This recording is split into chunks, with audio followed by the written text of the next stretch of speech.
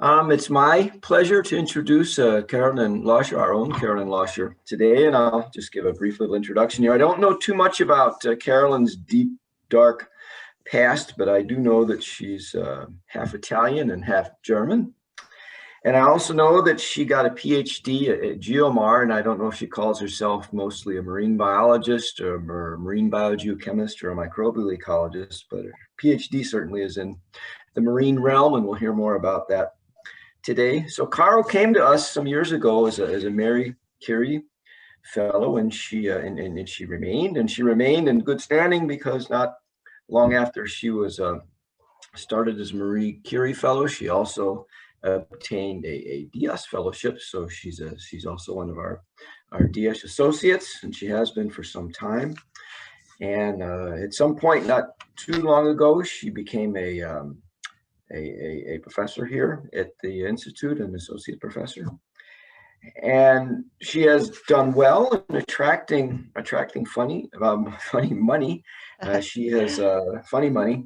Yeah. So she began, of course, with the Marie Curie Fellowship, and then she of course attracted the DS Fellowship, as I mentioned, and now she's a Velum Young Investigator, and recently she has attracted some money also together with colleagues from DFF, and we're looking forward to that. She's going to look at nitrogen fixation. I don't know if she's going to talk too much about that today. And she also has some DS seed funding to look at climate change and war, which is also going to be interesting, which brings up another aspect of Carl's interests. I think they're very broad. So she's interested not only in science, but in literature and poetry and art and history and all kinds of things. So I think that in that sense, she brings a lot to the table at DS. And not to keep rambling on, I think it's time to give it over to Carl, and I look forward to hearing about marine geoengineering, a tool for mitigating climate change. Wow, that was a very nice introduction of you, Don. That's sweet.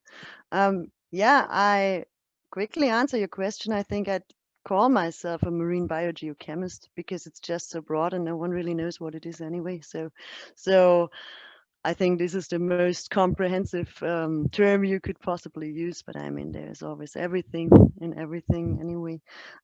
Yeah, I'm going to talk today about a project what I called marine geoengineering, a tool to mitigate climate change, and this is a project that I get funded by the Willem Foundation as a young investigator grant, which was a huge honor to receive, and I'm very happy that they enabled me to do so. But of course, before that, Diaz already made it possible for me to find this direction, figure out what I want to do in the next step, and that was of course great.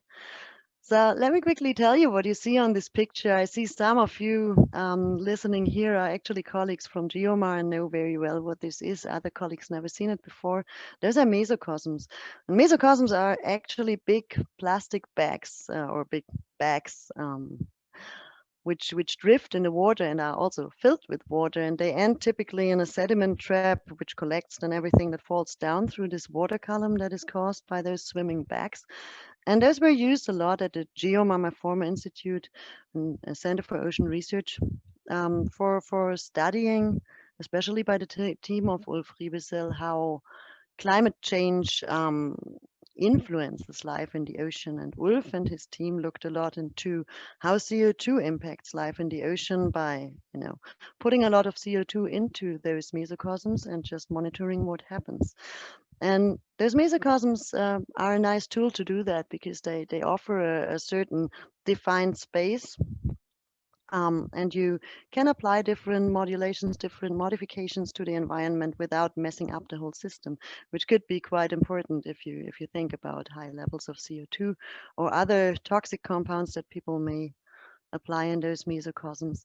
So I found this always an interesting tool, though it has some limitations, but yeah, it was inspirational, and I made it also part of my Willem Young investigator proposal to do similar experiments, though with a bit smaller versions of those mesocosms, but still inspired by what Ulf did in those earlier experiments. So another thing I'd like to quickly mention is marine geoengineering. This is a term that I just used, and I know that a lot of my ocean science colleagues working in the same field do actually not appreciate. this term, but would rather call it ocean negative emission technologies, because that's more accurate, right? What you do with this is you cause negative emissions. You suck out CO2 from the atmosphere. So you do not engineer necessarily. You apply something. But I have a reason for using geoengineering, and the reason is actually that I connected it in the earlier times to the history of geoengineering per se, not in the ocean, but generally. And this was a term that was largely coined by a scientist called Paul Cruzen, or maybe not coined, maybe rather broadcasted. And it's actually pretty much now, pretty much this time of the year, 15 years ago, when he wrote a pretty important key kind of publication on a geoengineering approach that he suggested to be able to save us from global warming. I'll get to that in a second. But also Paul Cruzen was quite inspirational generally to all of us, I guess, because he was the only environmental scientist who ever got a Nobel Prize. He got it in chemistry, I think, in 1995 for his work and discovery of the ozone hole and how it behaves. And this was, of course, very important work and absolutely deserving of a Nobel Prize, I think, is very clear to all environmental scientists, but this makes him special.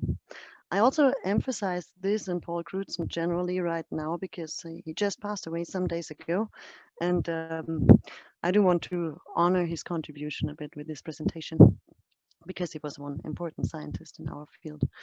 Also, he was a very kind person, and I was lucky enough to meet him a couple of times.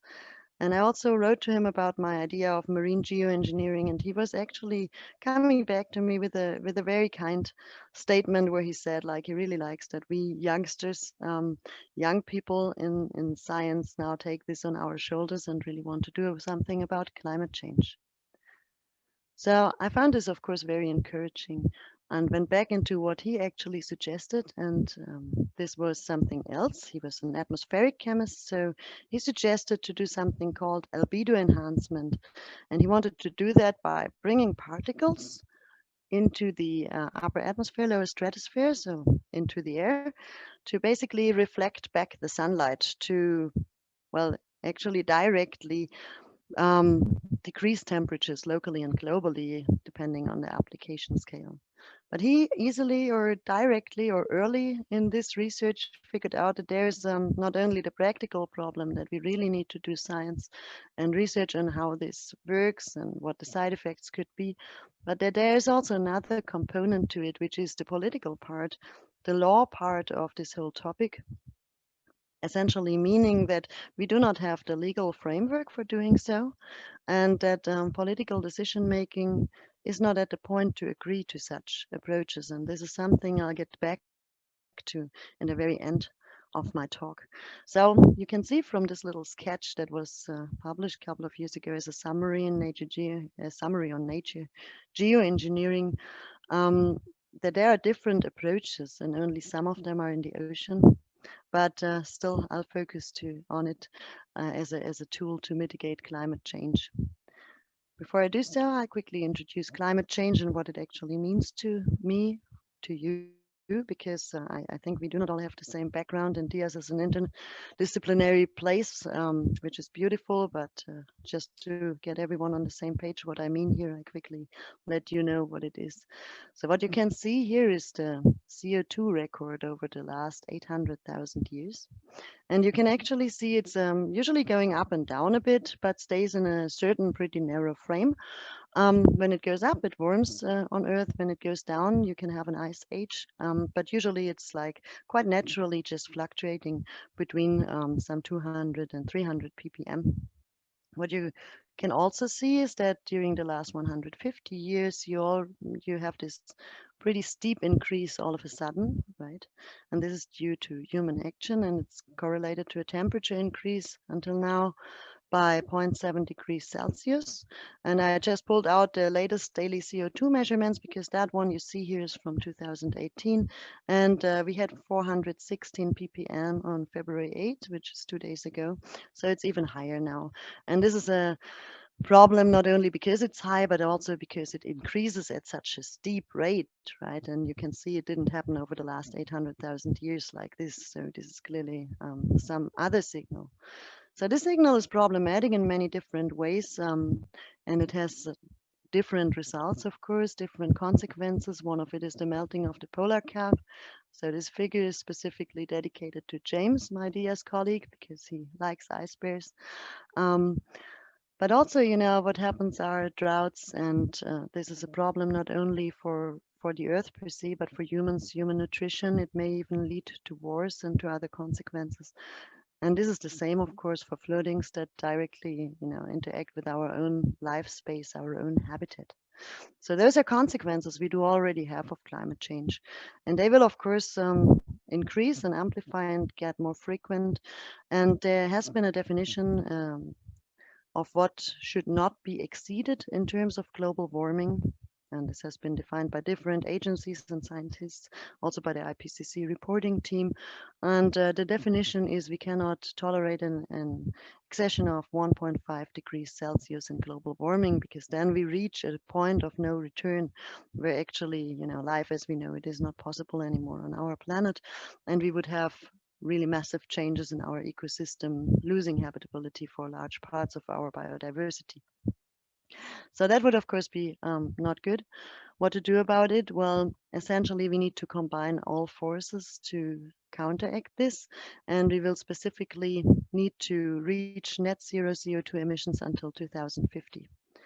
So that's quite soon. I mean, it's 2021. So this needs to be really a quick thing to be done, and as I said, needs all efforts from all disciplines. And this would include to switch to all kinds of alternative energy approaches, to alternative technologies, but this will not be enough, because first it's not possible, and second, CO2 remains quite a while in the atmosphere. So we will actually have to actively remove CO2 from the atmosphere. And this can be done in various ways, as you saw from the sketch above with the suggestion of Paul Cruzen's idea. And it will need all of those different approaches that we get anywhere with CO2 reduction from the atmosphere, and so to mitigate global warming. So now I'm an ocean scientist, a marine biogeochemist, if you will, a climate researcher. And of course, I can only focus on the ocean. This is what I know about. This is what I'm qualified for. And the ocean takes up 25% roughly of the CO2 from the atmosphere, which is quite a big stock of it. And it does so via two different pathways. And that's now a bit complicated for those of you who are not used to this. It happens, as you can see on the right bit of this panel, in a chemical way. CO2 goes into seawater and dissolves there. And this, of course, has some upper limit. There's a saturation stage, but this is far from being reached, I would say. But CO2 anyway dissolves in water, and it does so by dissolving into other chemical species. Now, careful, this is chemistry. It dissolves into carbonate and bicarbonate, and when it does so, it splits off H+ ions. So this means essentially that you develop an acid. So basically, the ocean becomes acid, and this is referred to as ocean acidification. Means the pH drops, and this is also not good for a lot of life forms, because if they have shells, for example, they may dissolve, but all organisms have a pH optimum where they can live at. And if this is somehow changed too much, if the pH changes too much, then organisms will just die, or will at least significantly suffer from this.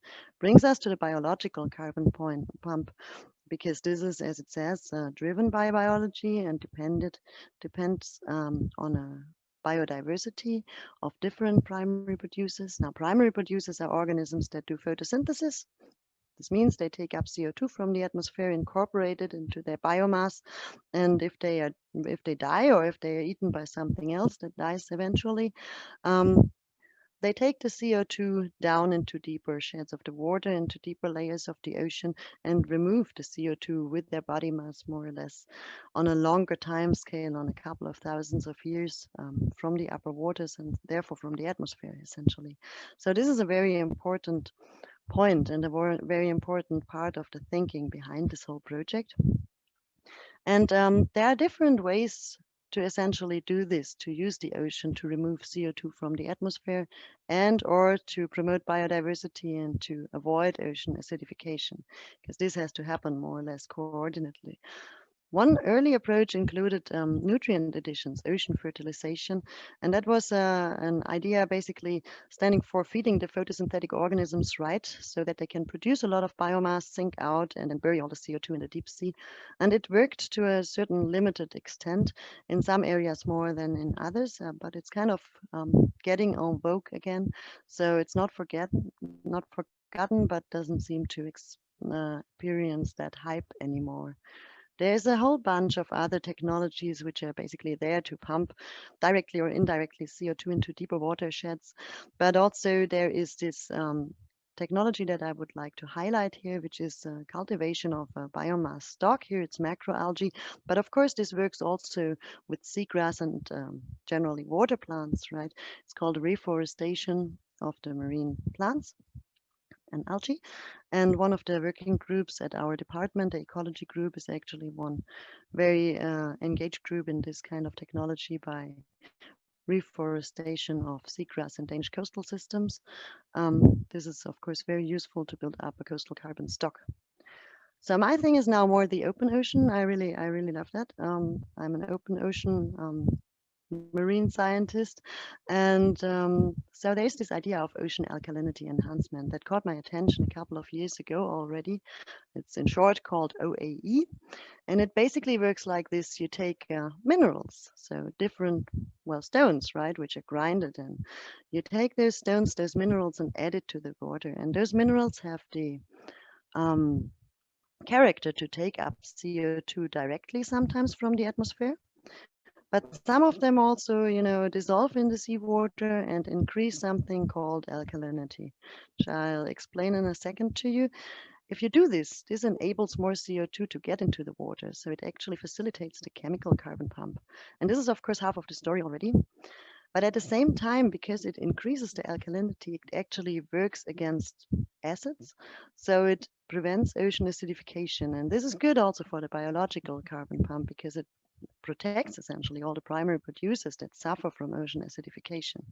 So as promised, quickly let me try and explain the difficult concept of ocean alkalinity. What is alkalinity? A colleague of mine from Princeton, François Morel, said it's one of the most critical, most central concepts in our field, but no one really understands it. And this is actually true. I think the earliest definition is the best. It's the buffer capacity of the ocean. And this consists of all kinds of chemical compounds, of ions. And for my project, it's essentially what it means is it's the capacity to take up a lot of CO2 without changing the pH value, so without creating ocean acidification. And it's a very important thought because you cannot just push the CO2 into the water, otherwise you change the pH and kill the life. So therefore, there we go. The concept of alkalinity needs to just be thought through. So getting back to the ocean alkalinity enhancement now, which is an artificial in a way increase in this capacity of the ocean to take up CO2. Well, when I proposed this project, it was really in his childhood. There were so far a couple of model studies and land-based and freshwater-based studies that identified suitable minerals. The quantifications as to which they were able to take up CO2 also in seawater were based on stoichiometric calculations essentially and some thermodynamical modeling. And this is of course a very good start for it. And some of those minerals were identified, as I put out here, summarized from different studies. And two superstars amongst those minerals were identified, which are olivine, a magnesium containing mineral, and lime, which is calcium containing. And lime is especially popular because it was very successful to apply in agricultural approaches. And this is important to keep in mind because there it was a very successful one. Therefore, it was also proposed to be a successful one in ocean science. But yes, so the gap of knowledge I identified were actually that no one knows how to do it. No one knew how to dissolve this properly in seawater, and no one knows it still. And no one knew about the side effects on chemistry and biology because I showed you how complex alkalinity is. That's not a straightforward thing to influence. But biology is even more complicated, and those additions may disturb organisms. It may also be good for organisms, but no one knew because it was really only defined by models. So I made it my task to look at this, but especially at the biology and at the primary producers. And I approached it stepwise. And I'm still in the middle of it because my project's only running for some months now. And yes, it's supposed to run over 5 years. So we are in the very beginning of it.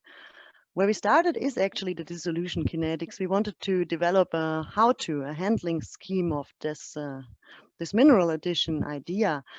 And we bought the minerals and they come in this shape. This is really a picture from my office table with the stones we get, which are from the front to the back, I think chalk. Then we have dolomite, calcite, olivine, and lime. And I guess my PhD student Jakob is here to correct me if it's wrong.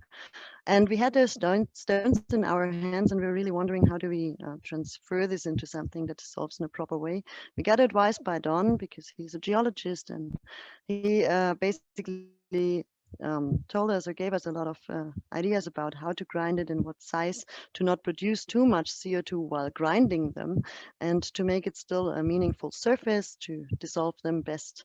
So we figured a couple of things out about this, and next thing was we measured the chemical composition of those stones before we actually tried to dissolve them, because we wanted to know in how far they are really what they are supposed to be. And we found a couple of deviations, and the main ions are not always what they are supposed to be in concentrations, but also they contain a lot of trace metals. Trace metals are a good thing generally, because some organisms are limited by them, of course, in the marine system. But if you add too much of them, they become toxic. So it's really a question of the dose, and I'll get back to this one too in a bit, because one needs to be really careful not to oversaturate those minerals in seawater because of this trace metal poisoning that you can introduce. So we did a lot of dissolution experiments, and I saw some colleagues who did the same in the audience now. And we tried it first, and this you can see on the left side of this panel. So on the left couple of panels in artificial seawater, which is maybe not the best thing to do, but it's an okay start. You got to start from somewhere. What we could find was the craziest patterns, first of all, and then with time we found patterns like this. Yes, so you see from top to the bottom increasing concentrations. Essentially, it's all the same additions. It's just increasing concentrations.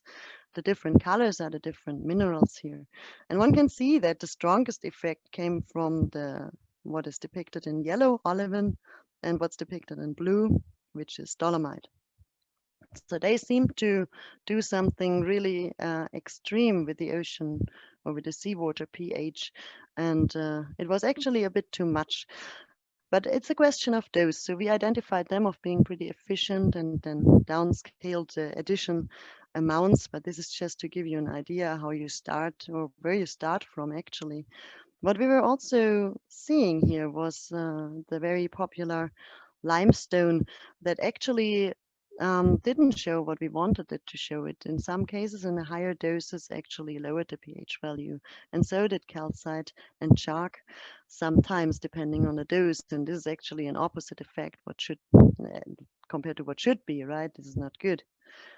So we thought artificial seawater is good, but it does not represent the full buffer, the full alkalinity buffer of seawater. So we went to the North Sea and collected seawater there, sterilized it, and then repeated the experiment. You can see this on the right part of these panels, again from low to high concentrations. And we see a similar picture. It seems that olivine and dolomite do the job best, while olivine, I put this here, while olivine sometimes tends to overshoot the pH value. But dolomite actually creates a nice and steady effect over time. So we always ran this over 100 days, those experiments, so quite long term, and did only one addition in the beginning. So this means it's actually a quite stable thing. But again, as the other two minerals did, was lowering the pH value, which was a bit of warning for us, because essentially there were big proposals suggesting that one can just pour a lot of limestone into the ocean, problem solved. But actually we would now cautiously warn that one should actually not do this, because we actually do not understand what it does to the ocean alkalinity. It just looks to us as if it's not the right solution for now. So we are of course digging deeper into this.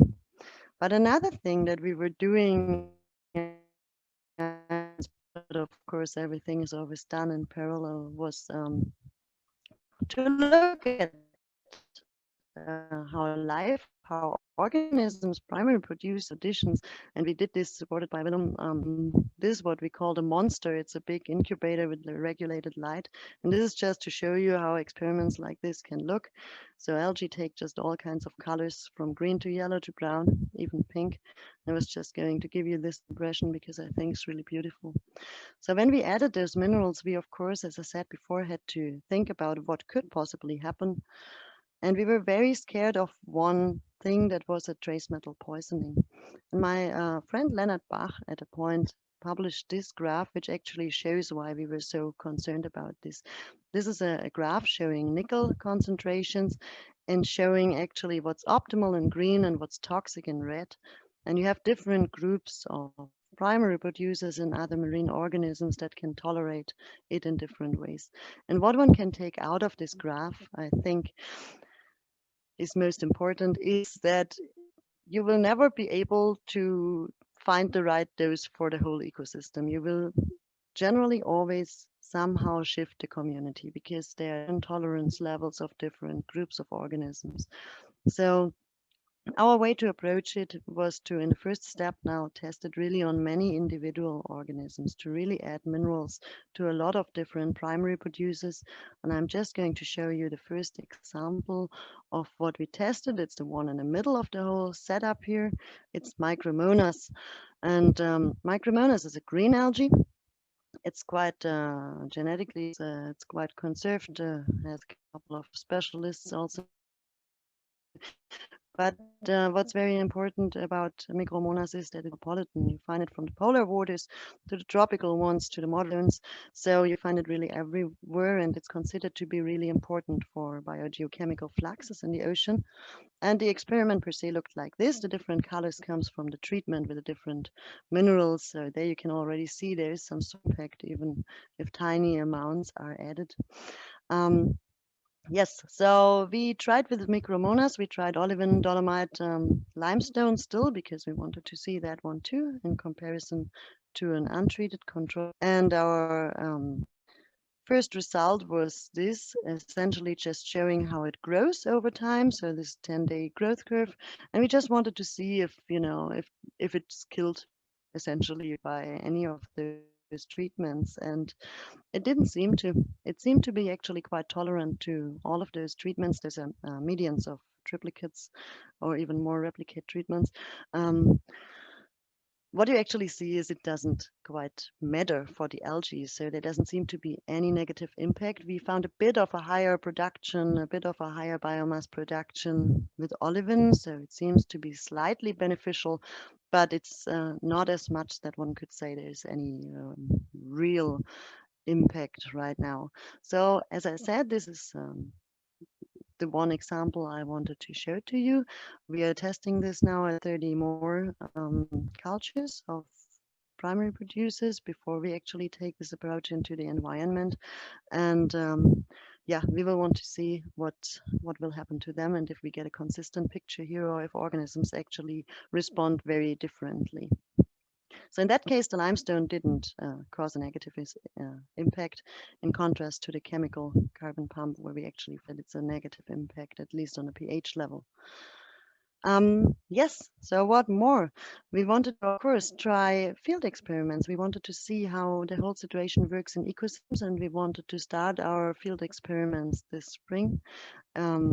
In the Danish Limfjorden, which is a water mass representative of Nordic waters in a way, or of cold waters, but it's pretty low in alkalinity. It's pretty acidified, so it suffers from ocean acidification, and the organisms there too.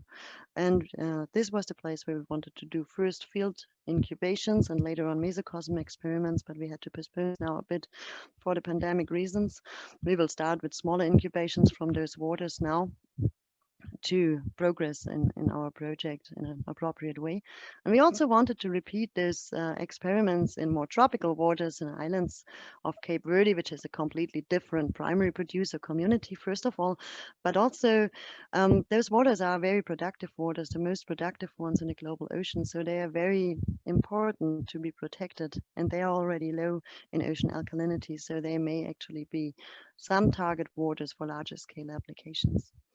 What we wanted to do in our bigger experiments was to really look, in contrast to individual organisms, how a whole community responds to this. So how the CO2 flux is modified if coming into the water, if we add those minerals. And then we really wanted to focus on the biological carbon pump and see via a high throughput sequencing approach what organisms we have, and if over time this combination of organism changes. What we essentially always do is then to just take all the DNA out of this mesocosm, sequence it, and then look at what community we have, and then compare it, between the different treatments and over time to understand what happens actually. But we are not that far. I just want to give you this as an outlook. This is, by the way, a schematic of Ulf Riebesel's mesocosms again. Ours will be a bit smaller and a bit more adapted to our specific needs. So we also wanted to track down functional groups, and I'm really looking forward to this because this is a bit more fancy even. There you don't only look at the community composition, you actually look which organism really takes up the CO2 in this community. So you can say, okay, in this kind of treatment, we find mostly Micromonas taking up the CO2, and in this one, we find mostly, let's say, Prochlorococcus taking up the CO2. And this is important information because those organisms are really, probably differentially responsive to those treatments, but also they are dominant in different ocean areas. So it's really important to understand if we kill a specific group with it or just decrease its function or increase it. So that's really an important bit. In the last step of this project, which I will now make the next step actually because it's pandemic resistant, we aim at understanding where we can actually apply such approaches, such mineral additions in the ocean. What you see here is the natural alkalinity in the ocean. It's a picture from Phil Hanford and Henderson, 2017. And you see in purple and greenish where alkalinity is low, so means where it could need some enhancement. But also, there are local areas that are impacted by ocean acidification or by really a rapid decrease in alkalinity, despite they still have a high one. So it really decreases. We're such a different modeling approaches, of course, to identify the best global and local solutions. And of course, we are hitting here a wall. And I discussed that yesterday with a colleague of mine, Patricia Grasse, who's actually in the audience, I think. But this is an actual problem, right? We are hitting the problem that we actually would need a law to change, and we need to change political decision making in that sense, because right now, very often the limiting part of such applications is that we are not allowed to bring this mineral addition into the environment. It's allowed in mesocosms. It's not allowed to just dump it because this hits the law of ocean dumping, which is an illegal action. So there you can just see, and I'm saying this to you as an interdisciplinary crowd, that it's really important to interdisciplinarily approach this problem and this idea, because this is something that is a bit above what we natural scientists can really do and achieve, but it's really critical. And I think the EU and the UN really took up on this and now award funding to such projects addressing this. So with this, I'm just done giving you an overview of my project, and I want to, of course, acknowledge the DS, the Willem Fund and the EU H 2020 program and the DFF for providing me with funding and time, essentially, and the team. And I want to really thank Jakob, my PhD student, working on this for making this all practically happen. So I also thank the technicians involved, Sarah and Eric. I want to also emphasize that when I prepared this project, Don and Amelia and Henning also helped me a lot with discussing this in a really constructive way. This was just perfect.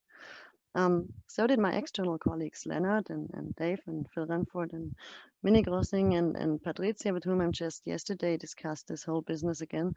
And this is always very helpful. I think those are the very best people to discuss this with.